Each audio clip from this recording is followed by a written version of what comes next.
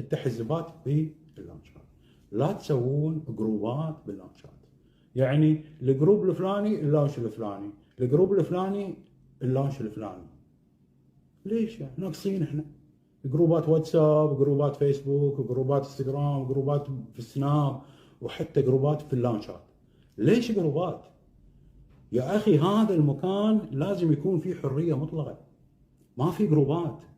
ما تخلون الشخص يقول والله في جروب يبطل شد بهاللانش ما ابي اروح له. ابو حسين تروح لفلان؟ لا والله يا اخوي في ناس هناك غثيثين، سوالفهم غثيثه، يتعاملون معاك بغثه كل شيء. ويطالعونك وانت داش، ويطالعونك وانت داخل، ويفصلونك. فما نبي جروبات باللانشات.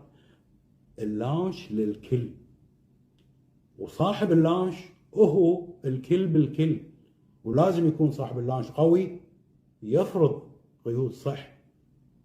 انا ما ابي جروبات، انا جروبات مو من صالحك.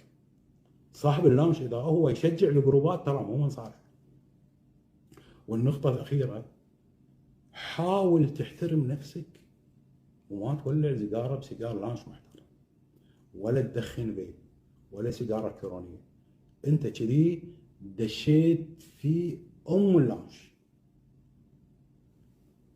لان في ناس وايد صاحب بالين شداد، يدخن سيجار ويدخن سجاير، يدخن سيجار ويدخن فيب.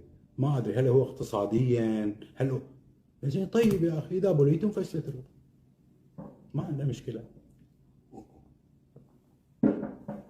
بس لا تروح اللانش وتتفشخر قدام ربعك انك تدخن سيجار غوي وكل شيء، وبعدين تروح تقعد بالزاويه. بعد مشكله سيجاره على الطفايه يسوي كذي، كأنه قاعد بالطياره قاعد يبوق شيء. شو اللي جابرك؟ الفيب الالكترونيه كلها مشاكل ومخاطر على الرئه، لاني قاعد كن وتقول لي ما كن، اقول لك كذاب. الفيب مستحيل ما تقدر تكن. فعشان كذي شو قاعد خشاشي؟ لا انا صارت هاي الحادثه معي. يقعد يدخن سيجار، يطلع لابو رايح الحمام، اشوفه وايد يروح الحمام. شنو هذا؟ مو طبيعي. يطلع برا، ياخذ له مزتين 3 مزات سيجاره ويرجع. والله شوف عيني. عجيبه هذه عجيبه. سيجارك على الطفايه. بس هذه الحركه لا تنقلها لللانش. اللانش يقول لك هذا محل سيجار، انا قاعد اخدم لك سيجار. انت مو من حقك خشاش تجيب فيب، ولا من حقك خشاش تجيب سيجاره الكترونيه، ولا سيجاره عاديه. انت قاعد تدمر المكان.